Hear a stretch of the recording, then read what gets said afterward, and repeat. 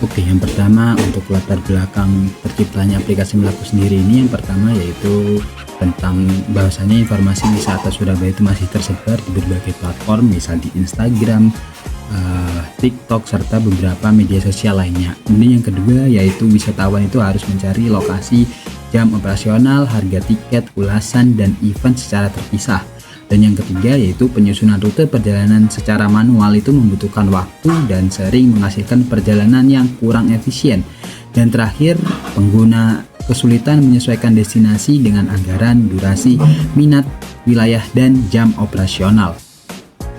Kemudian dari latar belakang tersebut, tujuan dan manfaat kami menciptakan aplikasi Melaku yaitu dengan bertujuan memudahkan wisatawan untuk menemukan destinasi dan menyusun perjalanan Surabaya sesuai minat, waktu, serta anggaran yang dipunya. Kemudian aplikasi ini itu mengintegrasikan informasi destinasi, smart itinerary, data interaktif, event, rekomendasi AI, dan booking tiket, sehingga perjalanan lebih praktis dan efisien sekaligus mendukung promosi wisata serta usaha lokal. Kemudian untuk fitur utama dari aplikasi Melaku sendiri itu setidaknya ada 6. Yang pertama yaitu ada pencarian dan jeladah destinasi sebagai fitur fondasi utama. Kemudian ada Smart Itinerary Generator sebagai fitur unggulan terbesar kami.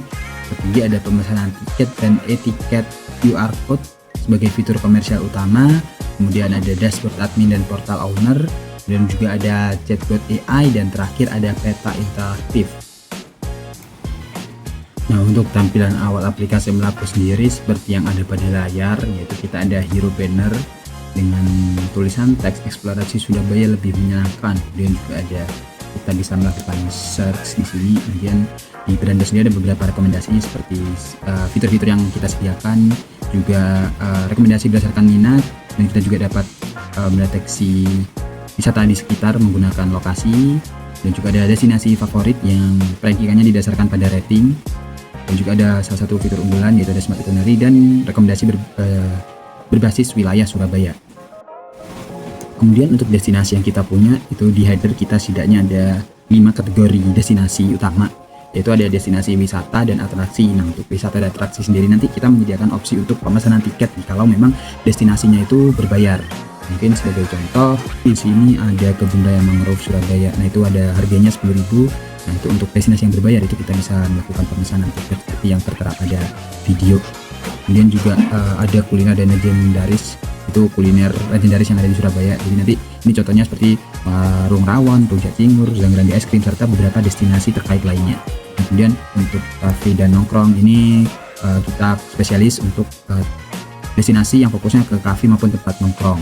Seperti contohnya mungkin bisa dilihat pada layar. Dan juga kita ada kategori keempat yaitu ada spot foto dan hiburan. Kalau untuk spot foto dan hiburan ini mungkin contohnya seperti tempat bermain, terus kemudian foto studio, terus kemudian juga ada bioskop dan berbagai hal lainnya yang sekiranya masuk dalam kategori spot foto dan hiburan. Dan untuk kategori yang terakhir itu kita ada kategori pusat oleh-oleh.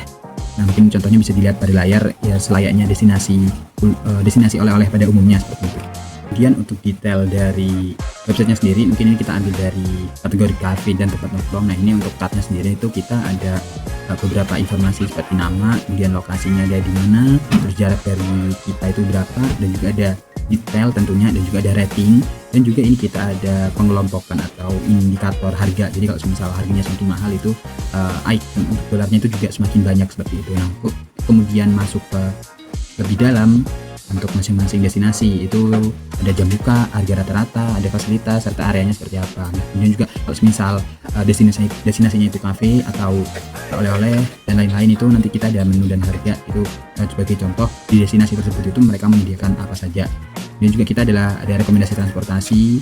Ini juga untuk rekomendasi transportasi itu kita berbasis jarak, jadi pengumpulan harganya ini secara otomatis dan mengkalkulasikan berdasarkan jarak pengguna ke tempat wisatanya itu. Dan juga kita ada lokasi by maps seperti ini, dan juga ada ulasan, ada juga tanya komunitas tentang tempatnya itu tadi. Oke, kemudian untuk salah satu fitur unggulan kita itu kita ada di Smart Itinerary.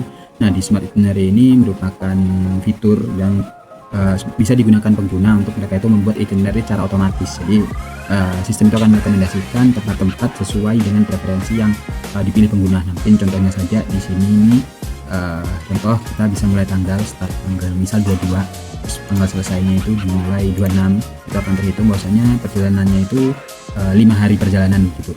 Kemudian pengguna juga dapat melakukan estimasi budgeting. Nanti ini bakalan otomatis sistem akan melacak semisal budgetnya kita di 1 juta seperti itu. Nah, nanti 1 juta itu maksudnya ke budget moderat. Kemudian juga kita bisa memilih gaya perjalanannya itu mau santai, normal, ataupun padat. Nah, ketika dipilih itu nanti akan mempengaruhi jumlah destinasi tiap harinya. Dia juga dapat memilih area tujuannya itu mau di mana. Kalau misal mau keseluruhan itu kita tinggal biarkan saja, nggak usah dicentang. Kalau misal mau satu spesifik bisa dicentang. Kemudian kita lanjut pilih kategorinya itu kita mau apa. Nah, seperti yang sudah saya sebutkan tadi, untuk kategori utama itu ada 5, tapi di masing-masing kategori utama itu ada sub kategorinya. Misal di wisata ini kita ada subkategori sejarah, alam, keluarga, budaya, taman dan rekreasi, petualangan, serta edukasi. Nah, begitupun juga untuk kategori utama lainnya itu memiliki subkategori juga. Nah, mungkin ini biar general gitu, saya langsung generate tanpa memilih apapun. Nah, nanti setelah melakukan proses pemilihan itu nanti sistem itu bakalan melakukan penyiapan gitu. Nah, ini sedikit infonya, total berarti destinasinya 20 hari, budgetnya 1.950.000 dengan total waktu 28 jam. Nah, nanti dari sistem langsung itu bakalan mengkalkulasi dari hari ke-1 itu kita diarahkan kemana, ke Masjid Ampel, kemudian juga langsung dilanjutkan ke Step Bowling Gaza Mall, ke Taman Hiburan Rakyat, kita di Os Coffee dan Tea. Nah, untuk tempatnya sendiri ini sistem itu melakukan penyesuaian itu secara otomatis berdasarkan jarak. Jadi pengguna itu diarahkannya itu ke tempat-tempat yang terdekat dahulu. Jadi kalau misal di Masjid Ampel nanti terdekatnya ada di Step Bowling Gaza Mall, nah dan lain sebagainya. Ini juga sama di hari kedua itu direkomendasikan yang satu wilayah. Sama juga kasusnya di hari ketiga serta hari keempat. Nah, untuk dari itinerary sendiri ini kalau semisal nanti ada pengeluaran itu bakalan diestimasi sama sistem. Untuk pengeluaran tempatnya itu 1 juta, transportasinya itu sekitar 270.000, dan makan dan minum itu estimasinya 250.000, jadi totalnya sekitar 1.615.000. Nah, kemudian itinerary ini dapat kita simpan. Nah, karena dari destinasi tadi itu ada tiket atau destinasi wisata yang berbayar, nah itu kita dapat langsung membayar tiketnya. Mungkin sebagai contoh, satu orang kemudian melalui kris ya, ini kita pesan.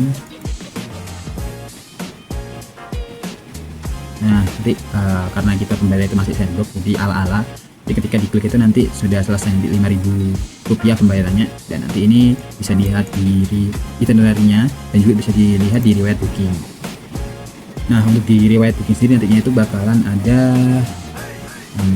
ini dari bagian booking kita bisa melihat QR code tadi yang sudah terpesan seperti itu. Untuk kemudian selanjutnya fitur yang terdapat di Melaku itu juga kami menyediakan chatbot AI interaktif itu, dan ini mungkin sebagai contoh saya akan bertanya, saya sedang berada di daerah kampus B Universitas Airlangga, berikan saya rekomendasi tempat. Nah, jadi dari inputan teks nanti itu sistem itu bakalan memproses dan mencari. Kalau memang sekiranya kita menginfokan sebuah lokasi. Nah, sudah muncul ini hanya merekomendasikan bahwasanya kalau di kampus kuliner itu karena masuk kawasan wilayah pusat, jadi yaitu merekomendasikan beberapa tempat, ada Danau Universitas Airlangga, juga Taman Mundu, juga ada Rawon Nguling. Nah, seperti itu untuk chatbot AI-nya sendiri.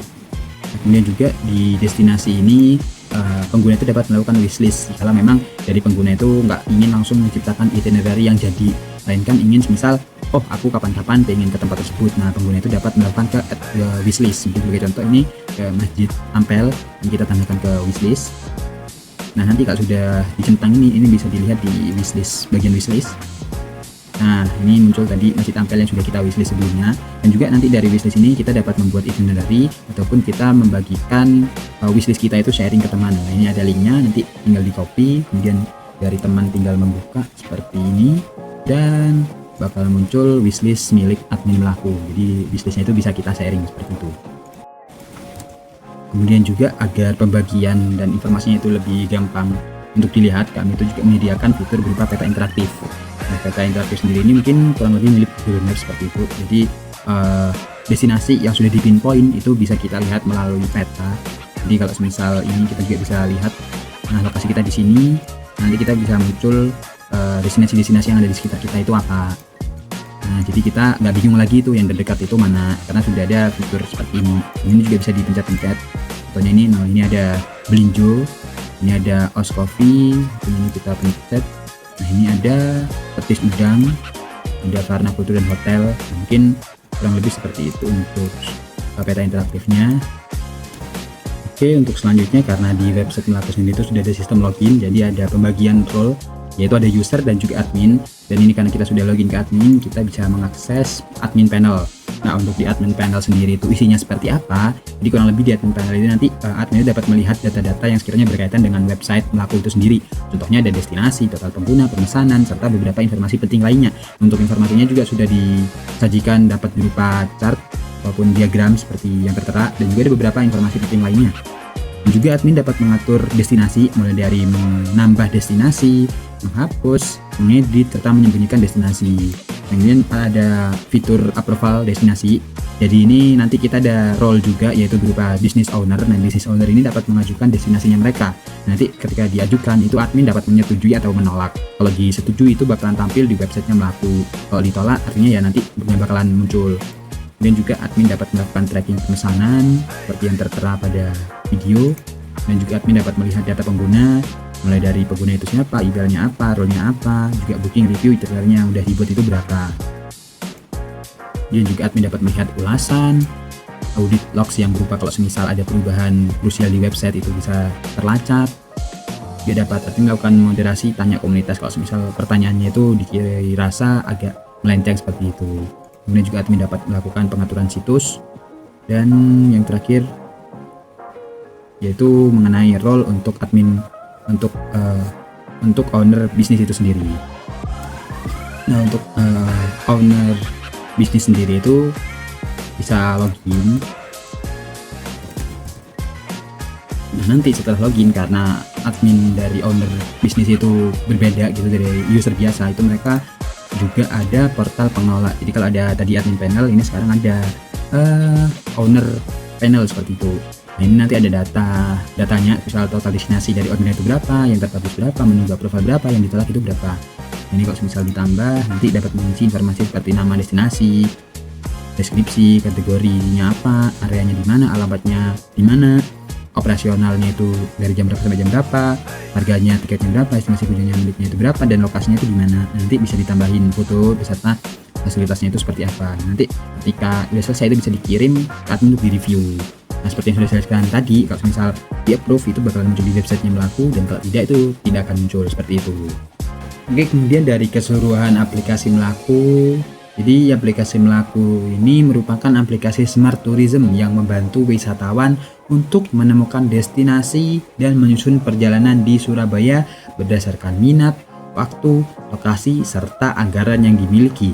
Kemudian juga aplikasi Melaku itu merupakan mengatasi informasi wisata yang tersebar dan perencanaan perjalanan yang kurang efisien melalui smart itinerary, peta interaktif, rekomendasi berbasis AI, event, dan booking tiket.